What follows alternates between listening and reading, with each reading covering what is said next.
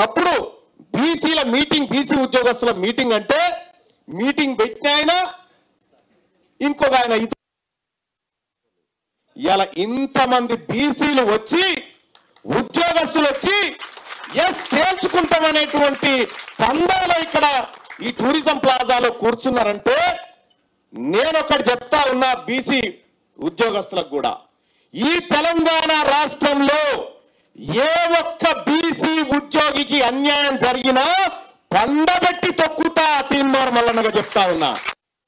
ఏ కష్టం వచ్చినా తీన్మార్ మల్లన్న అండగా ఉంటాడు, ఏ బాధ వచ్చినా తీన్మార్ మల్లన్న అండగా ఉంటాడు.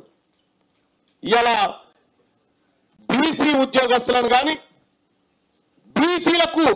బీసీలను అక్రమంగా ఏసీబీలకు పట్టించినా కానీ మీరు కూడా సురువు చేయరి, ఎట్లెట్ట పట్టియాలనేది చేయరిగా. తప్పది. వాడు ఇటుకెత్తో కొడితే మనం రాయితో కొట్టవలసిందే. కాబట్టి బీసీ ఉద్యోగస్తులారా, మీకు తీన్మార్ మల్లన్న ఉన్నాడు. నేను పార్టీ మనిషిగా కాదు, మీ బీసీ మీతో ఉంటుంటా. కాబట్టి మీరు నిర్భయంగా పనిచేయండి, మీరు నిర్భయంగా ముందుకు పోండి. ఈ రాష్ట్రం మనది, ఈ రాష్ట్రాన్ని మనం దాస్తున్నాం.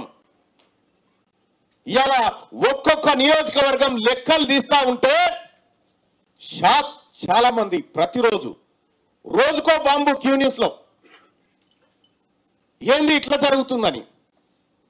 ఉద్యోగ సోదరులారా, అదే కాదు, ఇవాళ కేవలం 6.98% ఉన్నారా? ఎంతమంది ఉన్నారు? ఓసీలు ఎంత? 6.98% ఉన్నారు. 6.98% ఉన్న వాళ్ళకు 10% ఈడబ్ల్యూఎస్ రిజర్వేషన్ అంట. 10% ఈడబ్ల్యూఎస్ రిజర్వేషన్ ఇస్తారట. 100కి 60% ఉన్న బీసీలకు మాత్రం 27% రిజర్వేషన్ ఇస్తారట. ఇది నడవది, ఈ దాదాగిరి నడవది. ఈ పగటీని దోపిడిని ఆపకపోతే అది ప్రజా ఉద్యమంగా మారక తప్పదు. ఆ ఉద్యమంలో మీరంతా ఖతం కాక తప్పదు. ఈడబ్ల్యూఎస్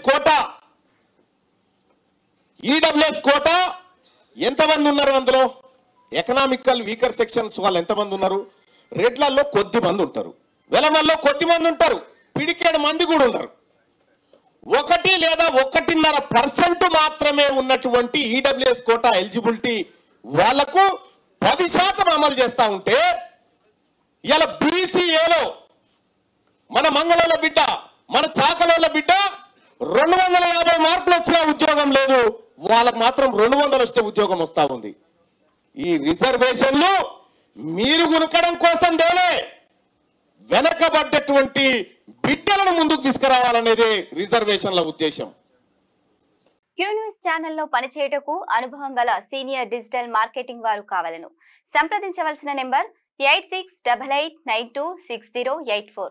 qnewsads@gmail.com ను సంప్రదించండి. లైక్ చేయండి.